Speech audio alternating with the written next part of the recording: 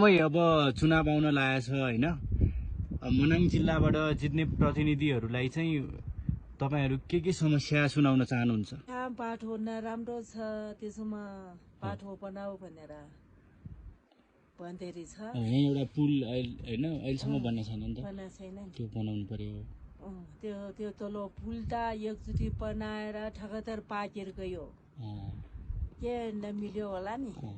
त्यहाँबाट फेरि पोहोरबाट आएको अलिअलि गर्ने जस्तो गर्यो, फेरि खोइ के गर्दैन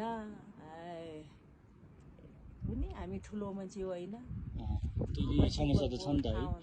ठुलो मान्छेहरू थाहा छ होला, हामी त के गर्ने है। सडकहरु त अलि पिच हुँदै रहेछ, यो भनेको चाहिँ राम्रो हो अझै पनि। अनि कहाँ त्यो उनीहरू जित्योपछि कहाँ बाटो छैन, कहाँ त्यो अप्ठ्यारो छ, कहाँ छ त्यो बनाऊ भनेर भन्दै रहेछ।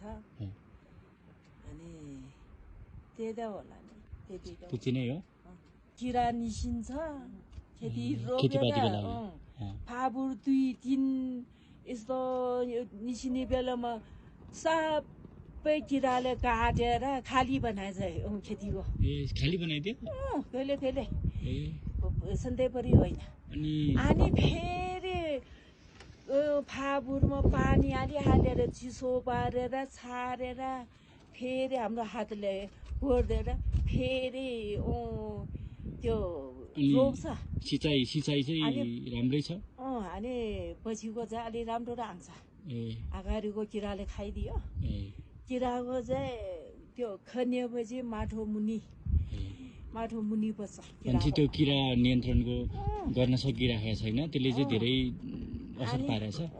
अनि किरा खन्छ, एउटा टिपा जस्तो भाँडा राख्छ, अनि खन्छ किराको त्यो भाँडाभित्र हाल्छ, खन्छ अनि किराको पायो भाँडाभित्र हाल्छ, उतातिर त्यो घाँसको ठाउँमा छोड्दै गयो, किराको छोड्ने पर्यो नि। घाँसको ठाउँमा खेती नहुनेको टाढो ठाउँमा गएर त्यहाँ छोडिदिने किराको त्यहाँ छोडिदिने। अनि त्यहाँ पनि त्यस्तै हुन्छ। अनि त्यो भन्दा जङ्गलमै बस्छ नि, जङ्गलमै बस्छ। मार्न चाहिँ मार्दैन। मेरो खेती खान्छ भनेर किराको मारिदिएर पाप लाग्छ नि त।